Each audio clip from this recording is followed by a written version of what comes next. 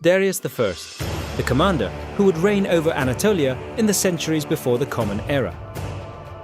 Through his diplomatic brilliance, he would annex a vast empire into the heritage of Anatolia.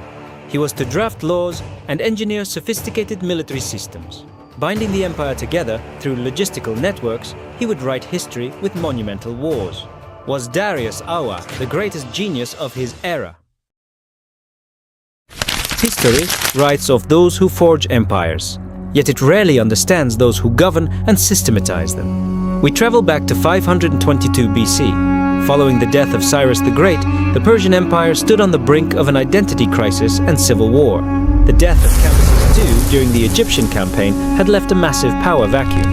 It was unclear who sat on the throne, a legitimate heir or an impostor deceiving the public.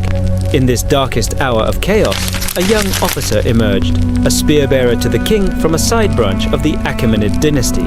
His name was Darius.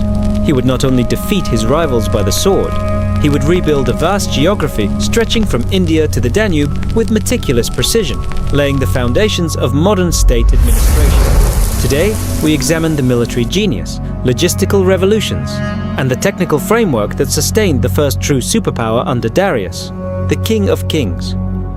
When Darius ascended the throne, the empire was engulfed in the flames of rebellion.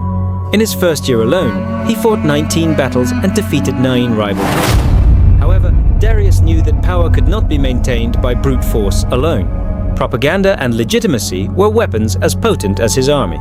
The massive inscription he had carved into the Scythian cliffs, hundreds of feet above the ground, is history's first great example of strategic communication. Written in 3 different languages, this text recounted how Darius reclaimed the throne with the help of god Ahura Mazda, while effectively serving as a formal declaration to every corner of the empire that central authority was now consolidated in a single hand.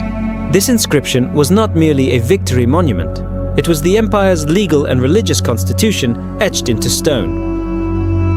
Darius's true genius manifested at the table and over maps rather than just on the battlefield. He divided this empire, which had grown too large to manage, into 20 distinct regions known as satrapies. This was history's first centralized provincial system. At the head of each region, he placed a governor, a satrap, alongside a centrally appointed military commander and a financial controller. This triple control mechanism made it structurally impossible for local powers to revolt against the center. Yet, this massive machine required one vital element to function: data flow and speed. The 2,700-kilometer Royal Road, stretching from Susa to Sardis, was the logistical jugular vein of the ancient world. Darius established 111 relay stations, positioned every 20-25 kilometers along the route. Mounted couriers carried messages day and night in a relay race. This system reduced the time it took to cover a distance that would normally take a traveler 3 months down to just 9 days. This logistical network was the key to suppressing rebellions in their infancy and deploying central armies with maximum speed. In terms of military organization, the Persian army transformed into a professional machine during the reign of Darius. At the heart of the military was an elite unit of 10,000 soldiers whose numbers never faltered and whose discipline struck fear into their enemies. The Immortals. The technical structure of this unit was based on logistical continuity. Every fallen or wounded soldier was immediately replaced by a reserve, ensuring the unit's strength remained constant on paper. While archers broke the enemy's morale and kinetic energy from behind a wall of spear-wielding infantry, Darius extended this power to the seas. By bringing together Phoenician and Egyptian shipbuilders, he established history's first multinational naval force. His systemic ambition was so vast that he commissioned the Darius Canal in Egypt, connecting the Nile River to the Red Sea. This canal was a strategic revolution, linking trade and military logistics between the Mediterranean and the Indian Ocean. However, every perfect machine has its stress test. Darius's campaign to the north against the Scythians symbolizes the struggle between logistics and nature.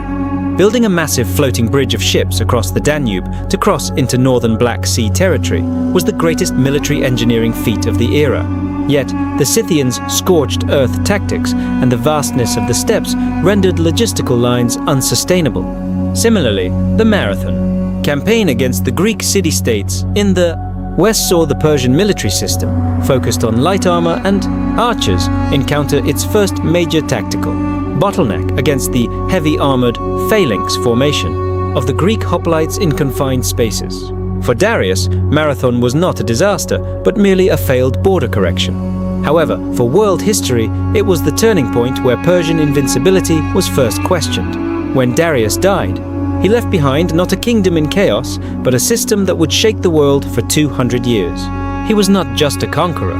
He was an economist who standardized the economy with the gold Daric coin, a visionary of architecture with the Apadana Hall at Persepolis, and an organizer who managed a massive bureaucracy from a single center. Empires are established with the sword, but they are sustained by laws, roads, and standards. Darius was the leader who best understood this reality in the ancient world.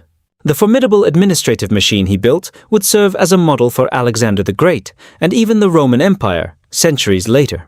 Strategic depth and systemic vision made the Persian Empire not just a state, but history's first global superpower.